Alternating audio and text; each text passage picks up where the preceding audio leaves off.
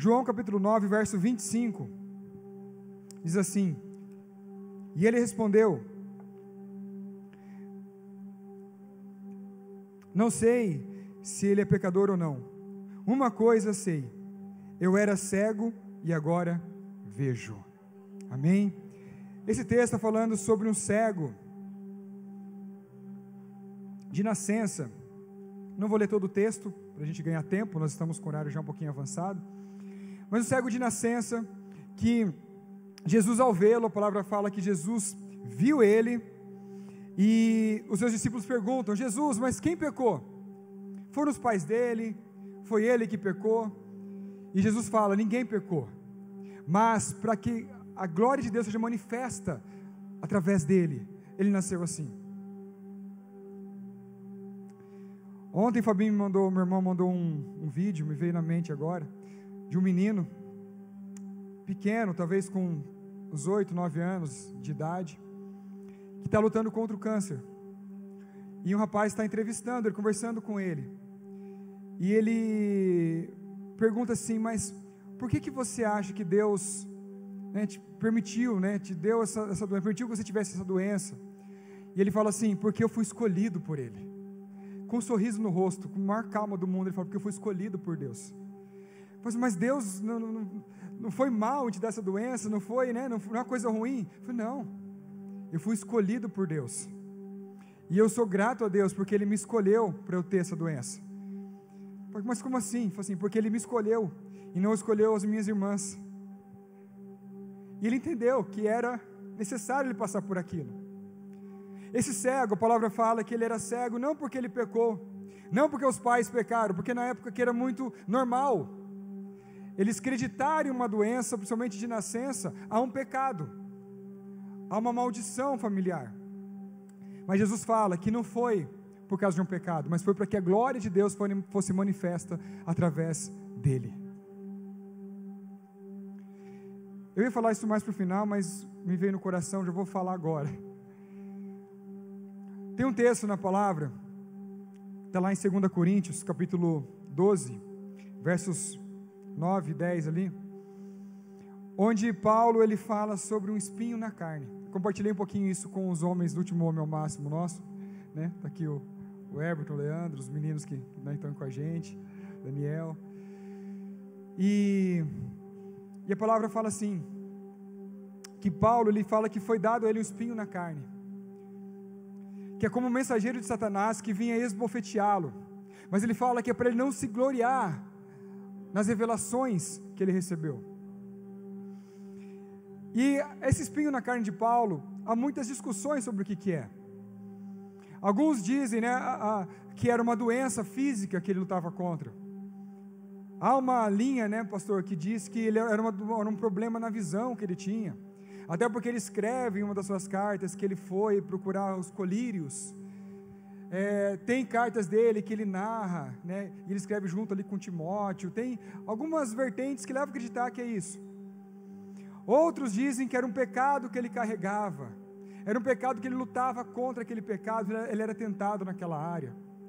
Há uma linha que acredita que era uma opressão maligna, tanto que ele fala, era um mensageiro de Satanás, mas era uma opressão que ele lutava contra aquilo, ou era uma perseguição que ele sofria, enfim. Há algumas vertentes, alguns pensamentos que levam a gente a pensar em algumas coisas, a acreditar em algumas coisas.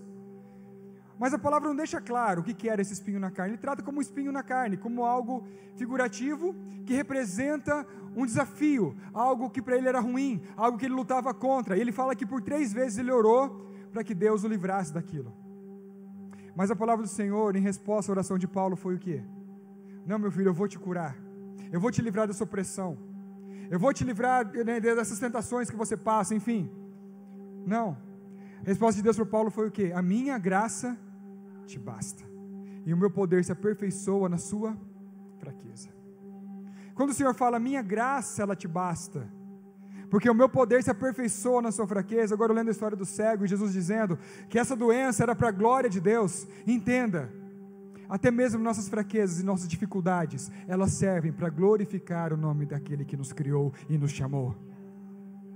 É nas suas fraquezas que o Senhor se faz forte. Ele fala, o meu poder, ele se aperfeiçoa, ele se torna perfeito através da sua fraqueza.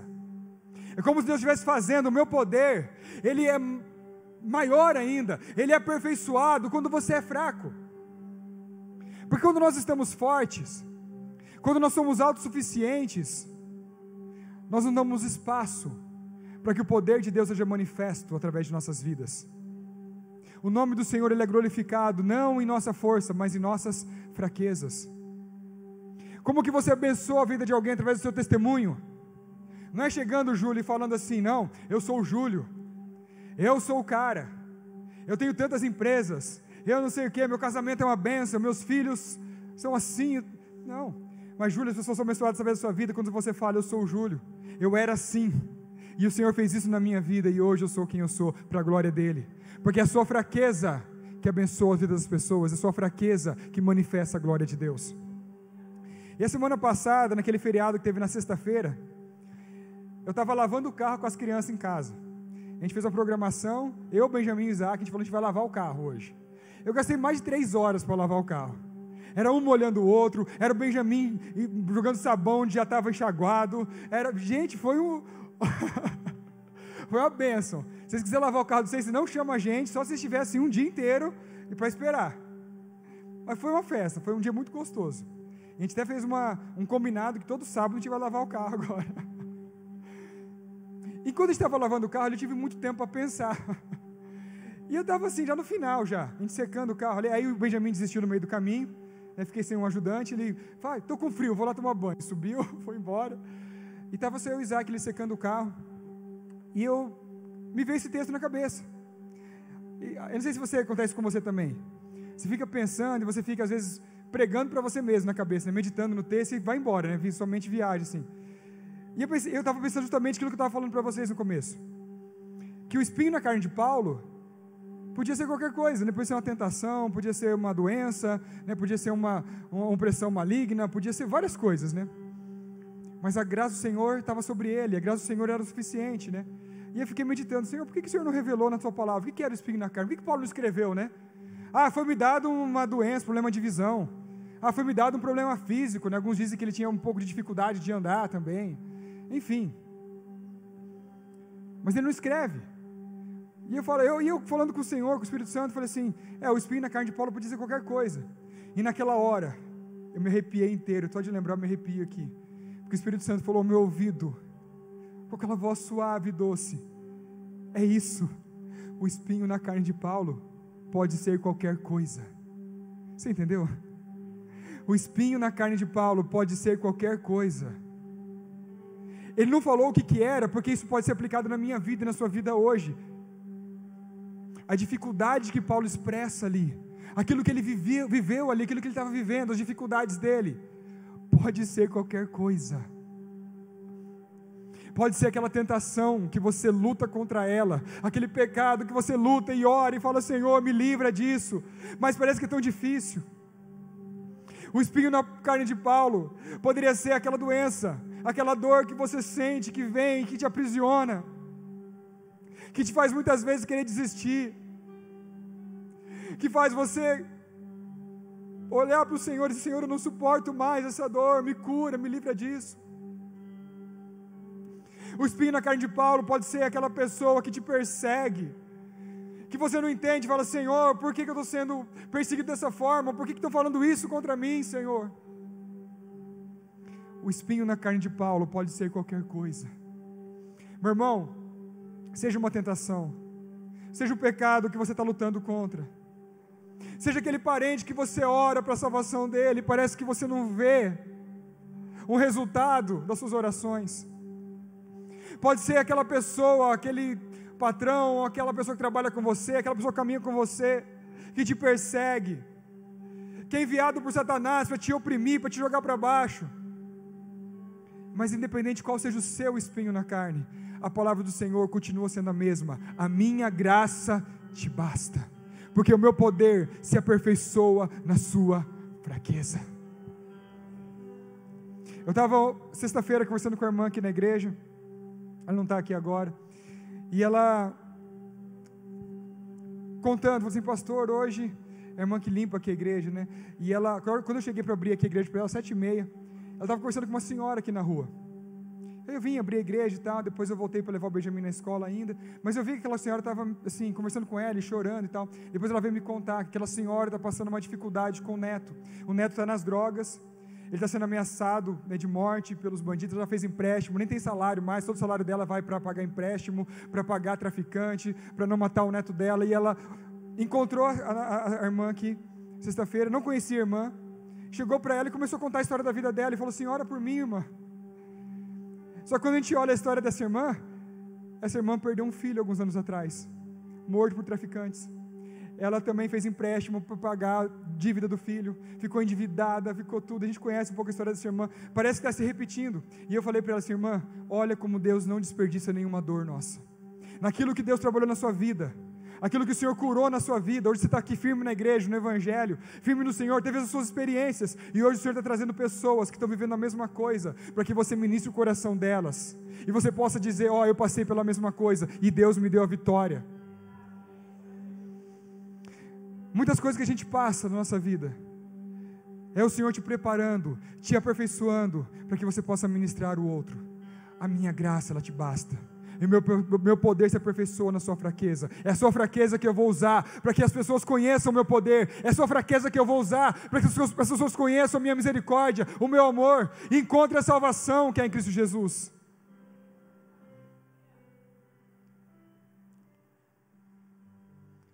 E muitas vezes o Senhor talvez não vai te dar a vitória que você esperava.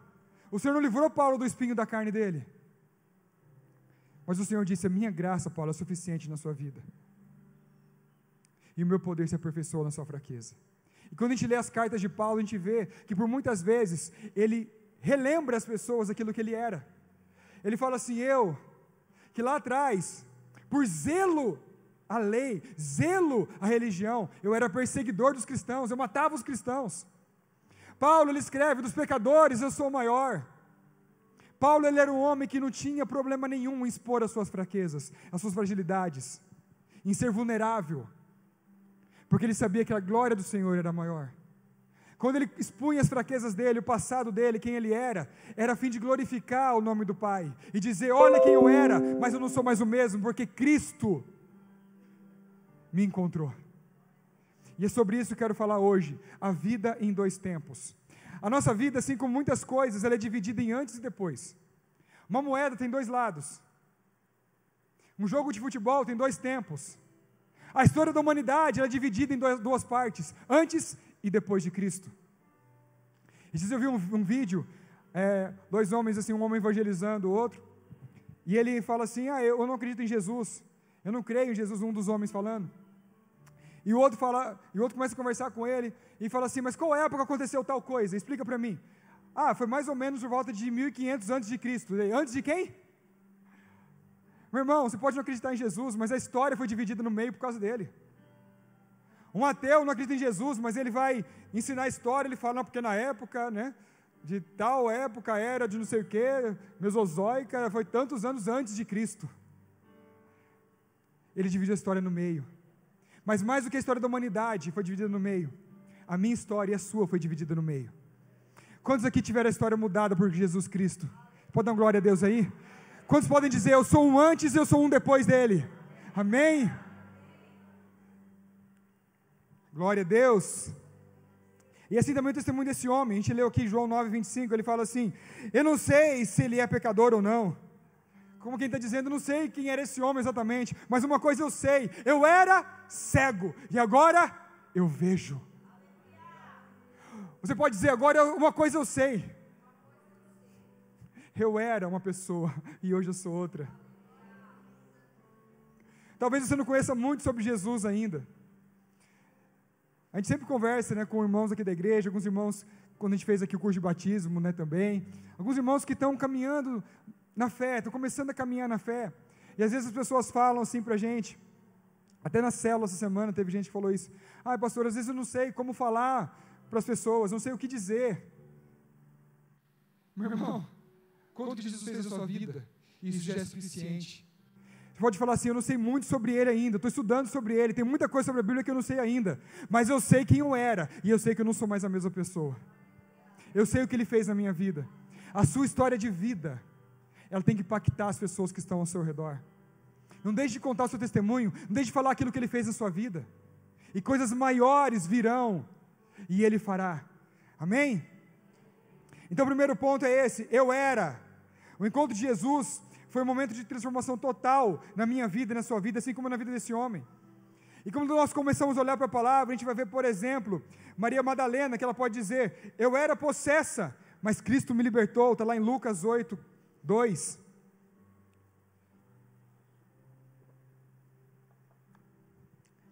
Ou também como Zaqueu, pode dizer, eu era pecador e desonesto, mas Cristo me transformou, está lá em Lucas capítulo 19, do verso 1 ao 10, conta a história de Zaqueu. Ou talvez a gente pode olhar para Mateus, que ele pode dizer mais ou menos como Zaqueu disse, eu era desonesto, eu era cobrador de impostos, né? Mas Jesus me transformou, Ele me chamou, está lá em Mateus capítulo 9, verso 9. Pedro também pode dizer da mesma forma, lá em Marcos 1, 16, 17, eu era, mas eu não sou mais o mesmo, porque Ele me chamou, Ele me transformou. A gente pode ver também o gadareno, dizer eu era possesso, mas Cristo teve misericórdia de mim e me libertou, está lá em Marcos 5. A mulher hemorrágica, ela pode dizer eu era doente, eu era excluído da sociedade, mas Cristo me libertou, fez de mim uma nova pessoa, está lá também em Marcos 5, versículo 25 em diante. A gente pode ver lá também o paralítico no tanque de Betesda, lá em João 5, dizer eu era um, mas depois que eu encontrei ele, eu sou outro. Eu esperei tanto tempo para alguém vir aqui e me jogar dentro do tanque, ninguém veio, não foi da minha forma, do meu jeito, mas quando eu encontrei Jesus, eu fui liberto. A gente pode ver Saulo de Tarso dizer, eu era perseguidor da igreja de Cristo, mas Cristo me alcançou e me fez o seu mensageiro. Lá em Atos capítulo 9, do verso 1 ao 20, conta ali a história da transformação de Saulo. Assim como esses e tantos outros, com o passado triste, foram transformados pelo encontro com Jesus, podendo dizer como homem, eu era cego, mas agora eu vejo. Eu era um pecador, mas agora eu sou alguém escolhido pelo Senhor, que busca a santidade. Eu era órfão, hoje eu sou filho. Eu era doente, o Senhor me curou. Eu era perdido e Ele me encontrou. Quem você era? Que o Espírito Santo traga ao seu coração nesse momento. Quem você era? Porque só quem conhece uma versão sua sem Jesus, entende o poder da obra do Senhor na sua vida. Eu sei quem eu sou sem Jesus, e você sabe quem você é sem Ele, e você sabe que é uma versão muito piorada de quem você é hoje. Eu era. Segundo ponto, agora vejo. Então no primeiro momento da vida dele, é o antes de Cristo, que ele fala eu era, mas agora é o segundo momento, agora eu vejo, não sou mais o mesmo. O testemunho desse homem era simples, mas não havia como negar a sua força e seu impacto. O versículo 25 que a gente leu, estão questionando ele sobre o que aconteceu. Os religiosos estão questionando ele. Depois você lê todo o texto na sua casa para você entender melhor. Mas a gente vai ver que quando Jesus cura ele, aquilo tem um impacto muito grande. Eu vou ler o comecinho para você entender melhor. Versículo 1 ali do capítulo 9. Ao passar, Jesus viu um cego de nascença. Seus discípulos perguntaram, mestre, quem pecou? Este homem ou seus pais? Por que para ele nascer cego? Então Jesus disse, nem ele nem seus pais pecaram, mas isso aconteceu para que a obra de Deus se manifestasse na vida dele. Enquanto é dia, precisamos realizar a obra daquele que me enviou. A noite se aproxima, quando ninguém pode trabalhar. Enquanto estou no mundo, sou a luz do mundo. Tendo dito isso, ele cuspiu no chão, misturou terra com saliva e aplicou nos olhos do homem. Então disse, vá e lave-se no tanque de Siloé. O homem foi, lavou-se e voltou vendo. Olha que interessante agora. Verso 8. Seus vizinhos e os que anteriormente o tinham visto mendigando perguntaram, não é este mesmo homem que costumava ficar sentado mendigando? Alguns afirmavam que era ele, e outros diziam, não, apenas se parece com ele. Mas ele próprio insistia, sou eu mesmo. E os meus olhos foram abertos. E aí continua. Então aquele testemunho dele foi tão impactante que as pessoas olharam para ele e falavam assim, Everton, não pode ser a mesma pessoa, cara. Não é possível. Esse aqui não é o mesmo Everton que trabalhava com a gente aqui, que andava com a gente, não é possível. O Everton, vou tomar liberdade, né, ele compartilhou com a gente aqui no meu máximo, depois na célula também, né? Se fosse só no meu máximo, eu não podia falar, né? Mas compartilhando na célula, então posso falar. Que ele falou que ele postou os stories, né, do Instagram lá, do batismo dele. E os meninos trabalham com ele. Vários vieram conversar com ele e falaram assim: Everton, você foi batizado na igreja? Como que é esse negócio, cara? A gente estava percebendo mesmo de uma coisa diferente em você estava muito diferente. Você é uma pessoa diferente faz um tempo. O que estava acontecendo agora? A gente está entendendo. E ele teve a oportunidade, com o testemunho dele, com a vida dele, começar a ministrar esses meninos. E em nome de Jesus, vai dar muitos frutos ainda. E aqui as pessoas começavam a dizer: mas esse cara aqui não é aquele que estava mendigando, aquele cego lá? Eu falei: não pode ser. Uns falavam que era ele, outros já falavam que não era ele não, era alguém que parecia com ele. Ele falava: não, sou eu mesmo. Em nome de Jesus, meu irmão, seu testemunho vai ser tão impactante. Aquilo que o Senhor já fez na sua vida, que Ele vai fazer ainda, vai ser tão grandioso, tão grande, que as pessoas vão olhar e vão falar: não é a mesma pessoa, não é possível que seja a mesma pessoa. Mas é a obra que Jesus realiza. Tem coisas que você está orando há tanto tempo, você está pedindo há tanto tempo, mas de repente de Deus, o extraordinário de Deus vem em dias comuns. Lembra lá de Atos 2? Estavam reunidos na casa, sentados, mas de repente ouviu-se um som como de um vento impetuoso. É o de repente, Silvio, é o de repente de Deus. Você está orando, você está buscando, você está trabalhando para Ele, Ele vai honrar. E de repente, o Senhor vai mudar, vai virar a chave. É o de repente de Deus, acontece em dias comuns. Aquele cego estava ali, vivendo o seu dia normal,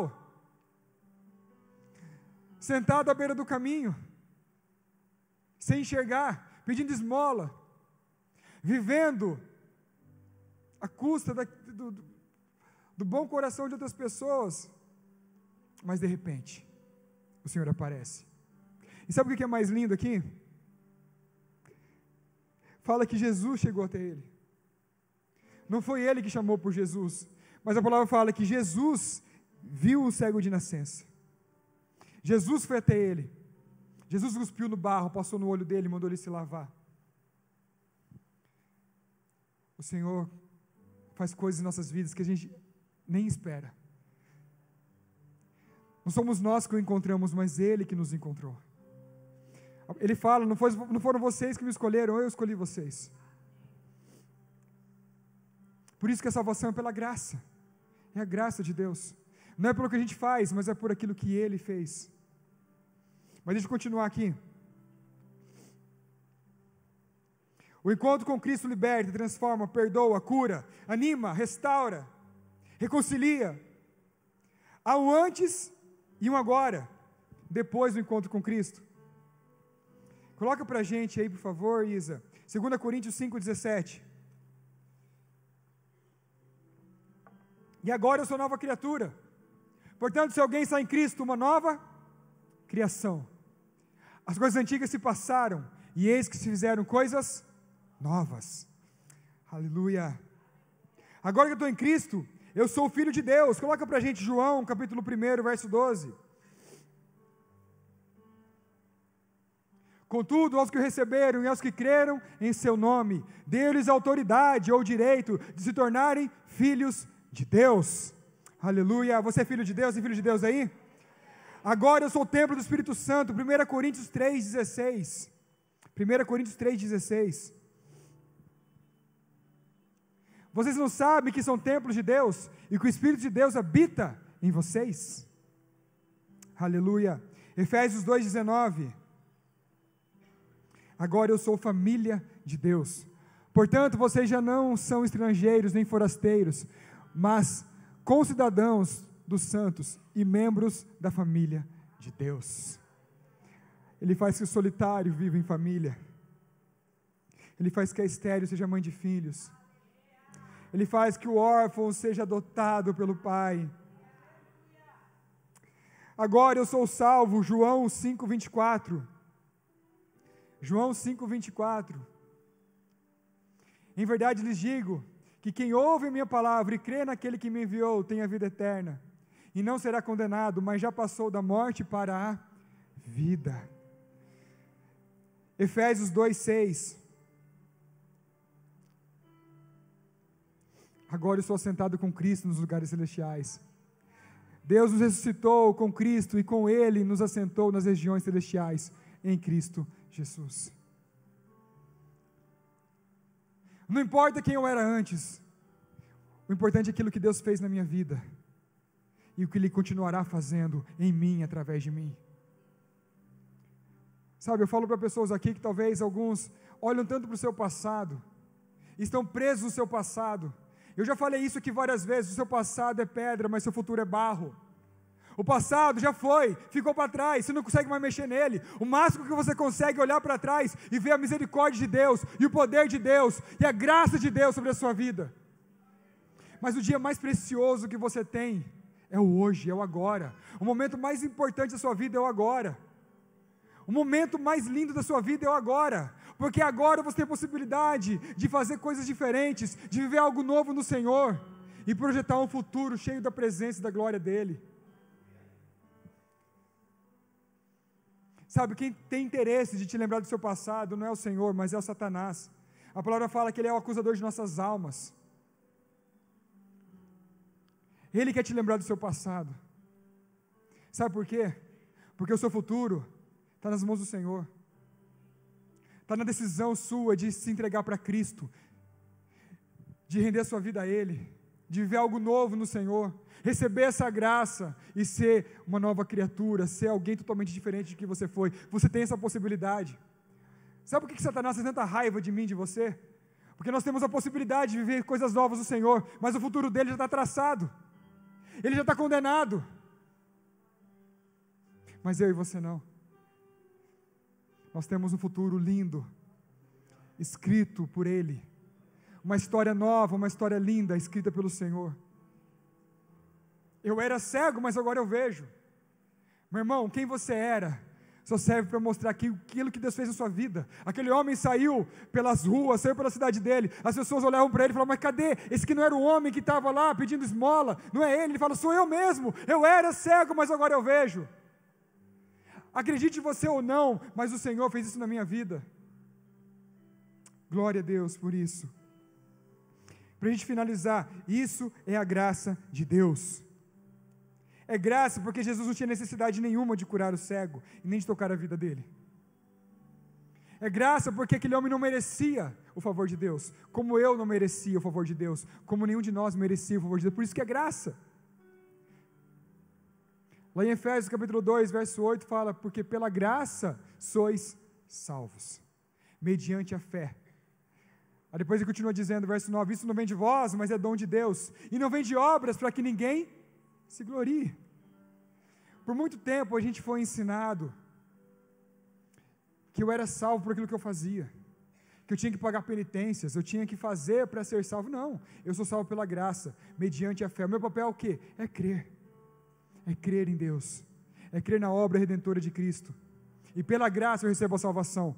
Aí verso 10 de Efésios 2, ele fala assim, porque somos feituras suas, criadas em Cristo Jesus para as boas obras, as quais Deus já preparou para que andássemos nelas.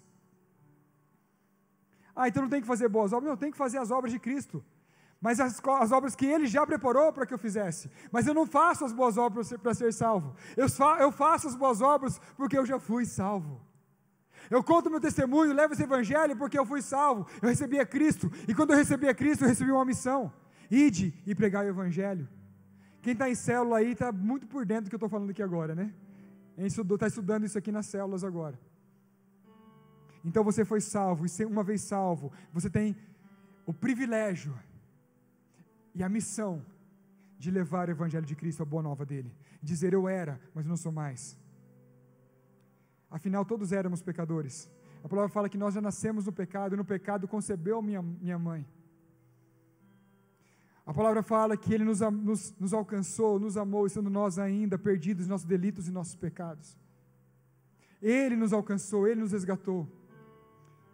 Só quem foi salvo por Ele, que dá um brado de glória a Ele, bem forte aí. Aleluia, nós somos alcançados por Ele, somos salvos por Ele. Aleluia. Fala assim comigo, graça é Deus dando tudo para quem não merecia nada. A graça é Deus dando tudo para quem não merecia nada.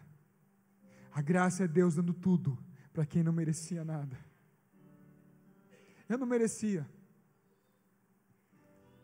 Nenhum de nós merecia, afinal por isso que ele teve que vir, e eles eram o cumprimento da lei, porque ninguém conseguia cumprir a lei, ninguém era bom o suficiente para cumprir toda a lei, e alcançar pelos seus méritos a salvação. Mas nós vivemos hoje o tempo da graça, não é mais o tempo da lei. O cumprimento da lei foi Cristo, Ele veio, Ele cumpriu a lei, e Ele inaugurou um novo tempo, o tempo da graça, onde nós podemos chegar ao Senhor, não pelo nosso mérito, não pelo nosso esforço, não por aquilo que nós fazemos ou deixamos de fazer, mas por Ele, porque Ele fez um caminho para nós. Ele fez um caminho para nós. Você já se entregou a Cristo? Você já rendeu sua vida a Ele? Você já se entregou para Ele? Você está debaixo dessa graça? Você já recebeu a salvação que é no nome dEle? Meu irmão, se você não fez isso ainda, hoje é um novo tempo, hoje é dia de você entrar e viver uma nova estação na sua vida. É tempo de você receber ao Senhor e passar a viver não pelo seu esforço, mas pela graça de Cristo. Entendendo a graça, eu faço aquilo que Ele quer que eu faça. Mas a salvação é pela graça, é por aquilo que Ele fez. Graça é favor não merecido. Romanos 6,14. Quem está em Cristo não está debaixo da lei, mas está debaixo da graça. Romanos 6,14. Pode colocar para a gente, Isa, por favor. Assim o pecado não deve ter domínio sobre vocês, porque vocês não estão debaixo da lei, mas debaixo da graça. Mas debaixo da graça. Romanos 5,20, do texto muito conhecido.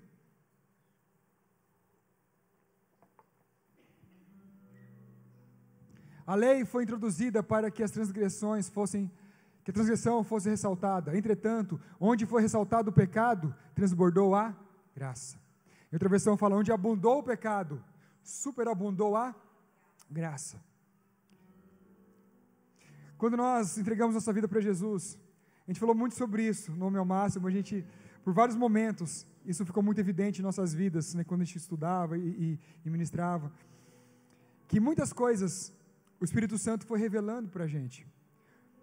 Você já passou por isso? Você já percebeu isso? Antes de você aceitar Jesus, antes de você andar nele, tem coisas que você fazia, que para você era normal, e depois que você veio para Cristo, você entendeu que aquilo não era vontade de Deus para a sua vida, e você falou assim, Espírito Santo, hoje eu tenho conhecimento disso, Senhor me perdoa, e você começou a viver uma nova vida. Quantos já passaram por isso? Acho que todos nós já tivemos um momento assim, né? Porque o Espírito Santo, Ele revela o homem do seu pecado. A nossa natureza pecadora é tão suja, é tão maldita, que nós, quando não estamos em Cristo, nós fazemos e vivemos coisas que para a gente é normal, e eu não entendo que aquilo é errado ou que aquilo é pecado, mas quando eu venho para a luz, o Espírito Santo me traz revelação de quem eu sou. Lembra lá Isaías capítulo 6, quando ele fala, no ano que morreu o rei Uzias, eu vi o Senhor assentado no alto sublime trono. E ele fala da glória de Deus que enchia o templo. Ele fala dos anjos que adoravam o Senhor. Fala dos anciãos cantando Santo, Santo, Santo é o Senhor dos exércitos. Toda a terra está cheia da sua glória. Depois que ele vê a glória de Deus, o que ele grita? O que ele expressa? Ele fala, ai de mim, que eu sou um homem de lábios impuros e habito no meio de um povo de impuros lábios. Foi quando ele teve a revelação de quem Deus é. A glória de Deus, além de revelar quem Deus é, revela quem eu sou. E ele fala, ai de mim, que eu sou um pecador, eu tenho lábios impuros.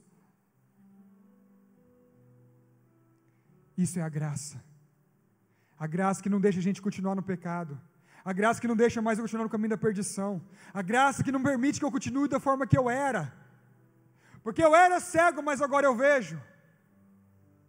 Até compartilhei com a Bia essa semana, a gente estava falando sobre o agir de Cristo na família e tal, o despertar, né, que a Bia foi ministrar lá nas mulheres e tal, e a gente conversando em casa, até compartilhei com ela algo que o pastor Lucinho compartilhou, um vídeo de uma mãe, que ela entra no quarto, e ela começa a orar no quarto dos filhos. Então ela entra no quarto dos filhos e começa a orar, e os filhos não estão no quarto, eles só o quarto, e ela começa a orar e marchar, irmã Meire, com o coque na cabeça assim, e começa a profetizar e declarar que meus filhos terão sonhos proféticos, meus filhos serão abençoados. E ela pega o óleo e unge a cama dos filhos, e ora pelos filhos. E aí nos comentários embaixo, um monte de gente falando assim, ai, para que isso? Ai, não sei o que, ai, porque não sei o que. Meu irmão, quem está dormindo nunca vai entender quem está acordado. Aquele que vive dormindo nunca vai entender as atitudes daquele que está acordado. Aquele que é cego nunca vai entender aquele que enxerga, que vê. Eu era cego, mas agora eu vejo. Eu estava dormindo, mas eu despertei. Aproveitando o tema, né, do culto das mulheres. Glória a Deus. Eu era, mas eu não sou mais. Glória a Deus. Tudo que somos é pela graça. 1 Coríntios 15, 10. Pode colocar aí pra gente, por favor, Isa. 1 Coríntios 15, 10. Mas pela graça de Deus eu sou quem sou. E a sua graça não para comigo. Perdão, a sua graça para comigo não foi inútil. Antes, trabalhei mais do que todos eles. Contudo, não eu, mas a graça de Deus comigo. Vamos ler junto aquele comecinho. Mas pela graça de Deus, sou o que sou. Coloque a mão no seu coração e fala mais uma vez. Mas pela graça de Deus eu sou o que sou. Não é pelo meu esforço, não é pelo meu mérito, mas é por aquilo que Ele fez. Meu irmão, ao mesmo tempo isso nos dá uma responsabilidade, não dá? Mas também tira um peso de sobre nós. Quando a gente sobe aqui para ministrar a palavra, quando a gente sobe aqui para ministrar a adoração, quando a gente está na rua e vai orar com alguém, quando alguém nos procura para conversar, para falar uma dificuldade, e você fala assim, meu Deus, eu tenho que entregar uma palavra para essa pessoa, entenda. Não é pela gente, mas eu sou o que sou pela graça de Deus. A gente ministra aqui pela graça de Deus. Você toca as pessoas na rua pela graça de Deus. E pela graça de Deus, você vai continuar olhando para Ele e sendo quem você é, porque eu era cego, mas agora eu vejo. Aleluia. É pela graça que chegaremos ao céu. Quantos aqui vão morar no céu? O pastor Lucas falou, a gente vai morar no céu tudo junto. A gente vai estar lá. A gente vai ver o Rei dos Reis, o Senhor dos Senhores, face a face. E lá em Apocalipse ele fala assim, que não haverá mais pranto, não haverá mais dor, não haverá mais choro. O sol não te castigará mais de dia.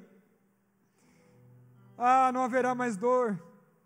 Senhor, mas quem são esses de vestes brancas? Esses são os que vêm de grande tribulação. Mas ele fala assim, o Cordeiro que se assenta no trono, os apacentará. Enxugará dos seus olhos toda lágrima. Aleluia. Ele mesmo vai enxugar dos seus olhos toda a lágrima. É pela graça que chegaremos aos céus. E quando lá nos perguntarem como chegamos, responderemos, foi pela graça, irmão. Foi pela graça, foi pela graça. Foi pela graça. Feche seus olhos, coloque a mão no seu coração por um instante. A gente já vai encerrar. Pastor Tiago, o pessoal do louvor pode vir. De qualquer modo, a vida acontecerá em 2 tempos. O antes e o depois de Cristo. De qualquer modo, a sua vida, querido, de olhos fechados, medita aí na sua vida, que você já viveu com Cristo. Aquilo que Ele já fez por você, aquilo que você ainda quer viver nele. A sua vida será em 2 tempos, o antes e o depois de Cristo.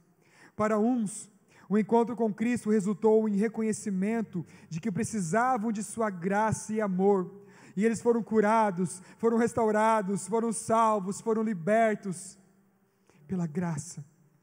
Outros tentam evitar esse encontro, mas não se pode escapar dele. Ainda que seja depois da morte, terão que olhar na face de Jesus. Só que não haverá mais tempo para encontrarem a graça e o perdão. Hoje é tempo da graça. Deixe que Ele toque sua vida ainda hoje. Se entregue, se renda a Ele ainda hoje.